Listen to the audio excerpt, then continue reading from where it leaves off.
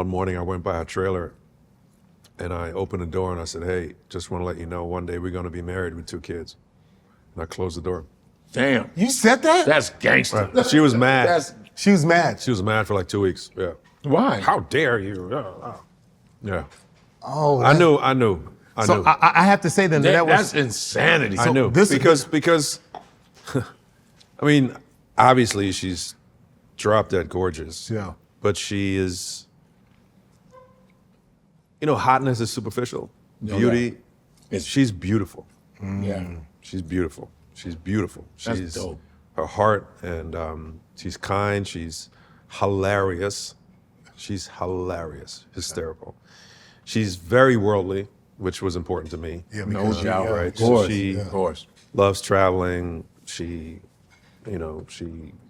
goes with me to Ghana, and we live there, and we go to Europe, and you guys she's are like super real smart. friends. Like we're real friends. Yeah. Yeah. Which is important. You have to like the other person. No right? doubt. Because you're gonna see the worst of that person. Yeah. Right? Like she's gonna see the worst of me. Yeah. And you want to make sure that through that you still see the person that you like, and the person that you fell in love with, and the person that you love. That's what's up. And she's my person. She's the one. She's See, But what about this? Is gonna internet gonna be like, I knew, boy, that's my love, boy, the Kodjoe. Oh Lord, boy, the Kodjoe. Oh God. And then they gonna be like, Wunderbar, Wunderbar, Wunderbar, Wunderbar, Wunderbar. wunderbar. Wunderbar, right? Wunderbar. Wunderbar. It means wonderful. Okay, I don't know what you Yeah, guys man. said. Yeah, That's what I Wunderbar. thought. Yeah, I don't know. He thought it was a candy bar, man. That's what I thought you guys said. Akbar, fun. I don't know. what you Akbar. know. Hey, Akbar, Wunderbar. Wunderbar Akbar. Yeah. Very good. Anyways, I'm trying to pick his brain, man. I'm trying to learn. No. I want to know about because this was the hardest part for me was coming together, getting married. I've been married for 17 years. Nice. And early, it was a very big struggle about raising our kids, my wife and I, because we had 2 different backgrounds. For me, coming from a predominantly, Nigerian household, I saw things differently, from discipline to You laying on the couch. expectations.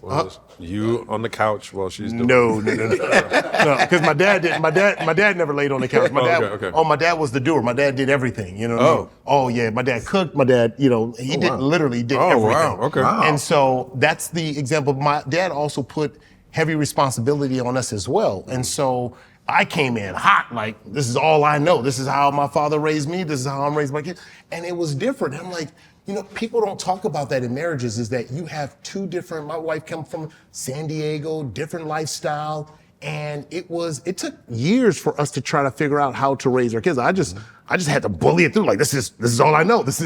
Everything else is a threat to my, to what fatherhood looked like. Mm-hmm. How did you guys manage that? I think it's the same. You're gonna fail. You're gonna make mistakes. Yeah. And you have to learn each other's ways. Yeah. And that's not just about raising kids. It's also about how do you want to be loved, right? Because every person has a different idea of how they need or want to be loved. People talk about the love languages. That's just one way. So I had to learn how to show up for her, right? And I had to learn how to show up for my kids with her.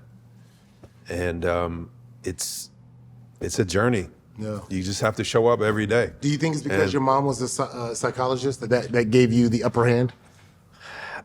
I don't think I have the upper hand. I don't think I ever had the upper hand. She made you think you had it. That would be a lie. Yep, I'm not delusional. I do not have the upper hand. Or the ability, because the way you process information, so thoughtful. Obviously you've had the experience, but then I'm like, wait, hold on, was he thoughtful? When you get punched in the mouth enough, okay, you gather information and wisdom. Yeah. Right? Yeah. We just look. You fall on your ass and you make a fool out of yourself, and then you learn. And it's just goes the same goes for her, right? Yeah. It's the first time she was a mother. She was never a mother before, so we learn it by doing it. We're learning it by showing up with each other, for each other, and I don't think there's one way, one right way. Right. Yeah. You know what I mean? Yeah. I think what's important is that you put each other first. I think that's very important. You put each other first. I understand that when I show up anywhere, I represent 4 people, right? So that's also something that I had to learn. So that's it. Yeah. You know, you put in 100%, you put each other first, that's priority. And I always say that my family comes first and everything else sort of automatically falls into place after that. Yeah. I think when people get confused, it's because, you know, I hear people talk about, well, I'm gonna do this movie and that TV show, and then I'm gonna have kids. You know what I mean? They're trying to plan their life around the career. Yeah. And that's never worked for me. What works is when I prioritize, when I put what fulfills me and inspires me and empowers me, which is my family. When I put that first, everything else falls into place. Well, let me push back. Divinely and automatically. Let me push back, because somebody might go, well, that's easy for you to say, Boris. You on TV and model and this and that, and you guys make a good living.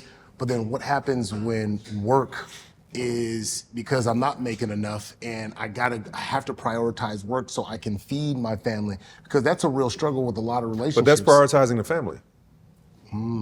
But now there's Right. some guys who I know I have these types of conversations all the time, where their ability to go out and go work and focus in on work isn't perceived as taking care of the family.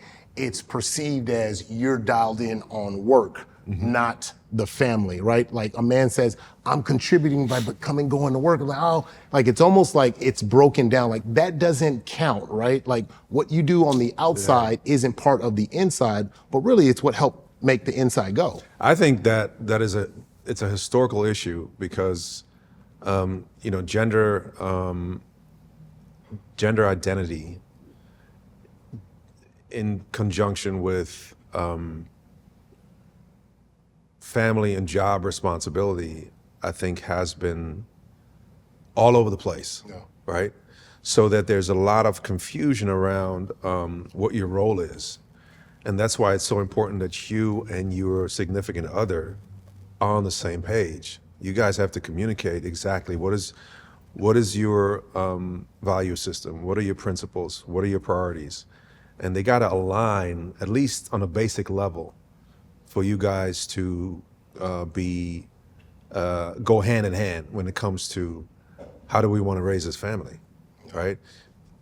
I think a man who embraces his responsibility, whether it's having 2 or 3 jobs or finding a job or putting his best foot forward and being a provider, it can never be wrong.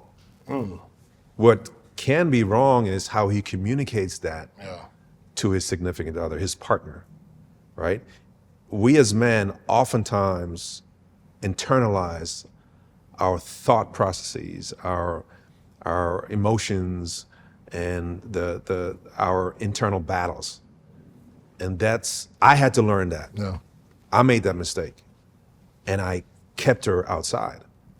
And for a woman, it is very important that she gets the truth and that she gets your reality. And you have to be conscious enough and vulnerable enough to be able to open up to your person. That's your ride or die. Yeah. That's your partner. And how is that partner supposed to know what's going on inside you unless you share it, right? So in those kind of situations, I think what's being misconstrued is that she didn't understand that I had to go do this and do work and blah, blah. Well, did you explain that to her? Well, she should have known. No, she shouldn't and she wouldn't know that unless you share it with her.